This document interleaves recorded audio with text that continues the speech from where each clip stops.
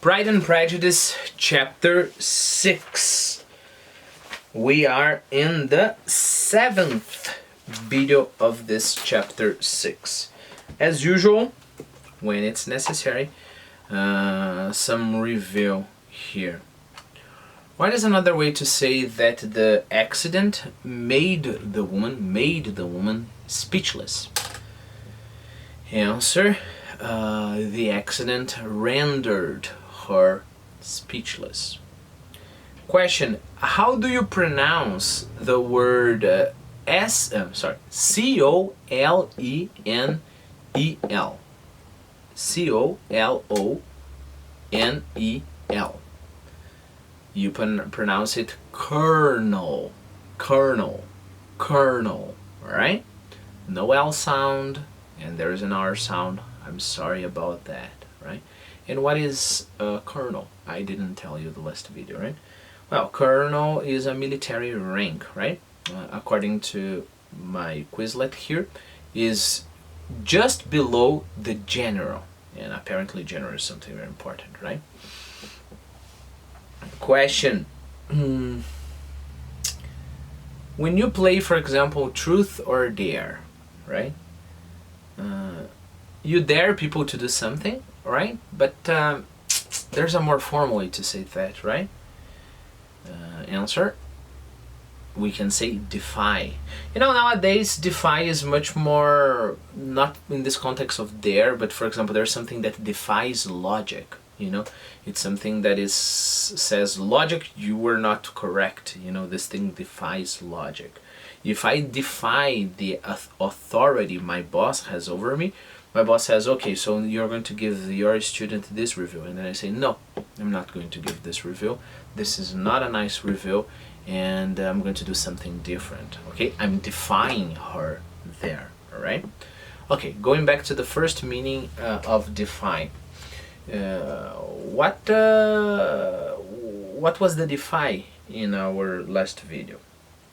Answer, Charlotte defied Lizzie to say, to tell Mr. Darcy that he was listening to her talks, you know? And Lizzie did that very well, you know?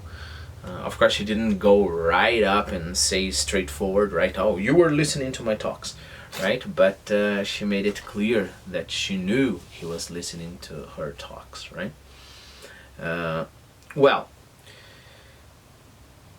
no, I think I don't have anything else. So let's continue.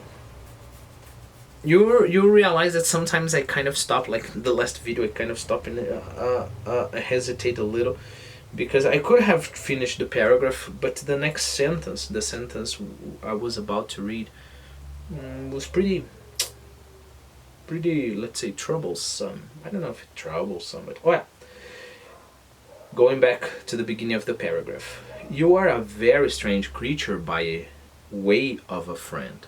By way of a friend, when it comes to being friend, you are a very strange creature. Always wanting me to play and sing before, here I will even take a note because I will ask you in the future. I should have asked in the beginning, right? Before is not before, but in front of. It's possible to say, gentlemen and ladies, the question we have before us tonight is. So you always want me to sing and play before anybody and everybody. If my vanity had taken a musical turn, you would have been invaluable, right? If I were vain about my musical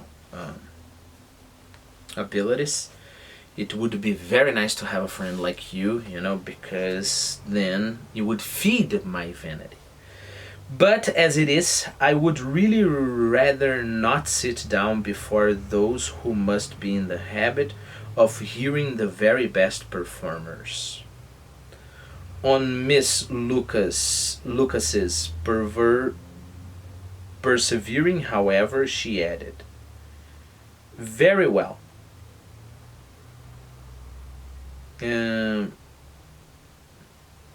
Okay, sorry, there was a little confusion here, right? I didn't realize it's Miss Lucas who teased her. Yeah, no confusion, no confusion. Sorry again. Okay, so on Miss Lucas's persevering, sorry. However, she added, very well, persevering. Of course, she kept insisting, right?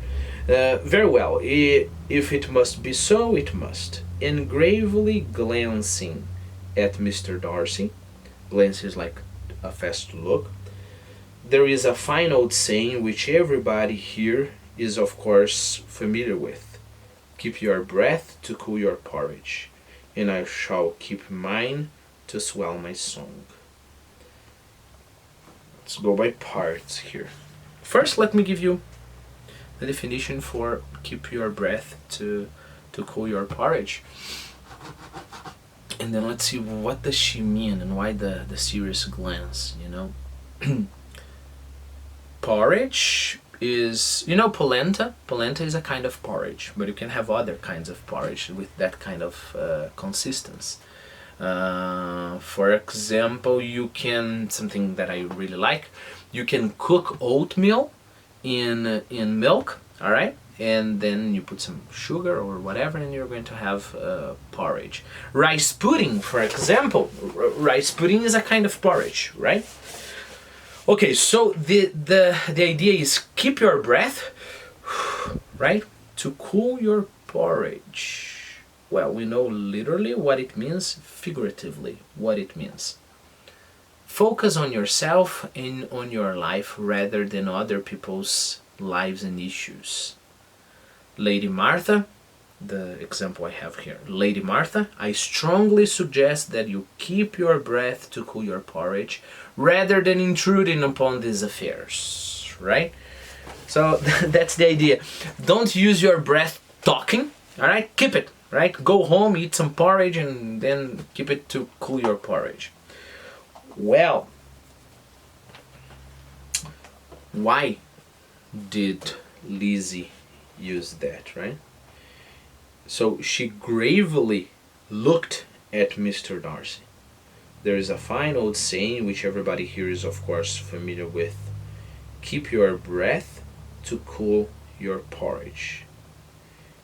And I shall keep my breath, right?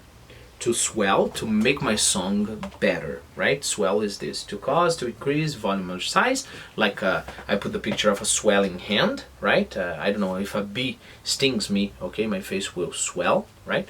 But then we have to increase inside or to fill with emotion, to fill with emotion, not feel, fill, to fill with emotion. Okay, so I won't talk so much, I will keep my breath to sing better. But she's not using the expression on herself, is she? You know, she is minding her own business. So maybe by looking gravely at Mr. Darcy, she means you shouldn't be talking about other people's lives. Maybe she's saying you should keep your breath to cool your porridge instead of saying that I am a just tolerable woman as you did at the party, you know, the first party, the first ball we met.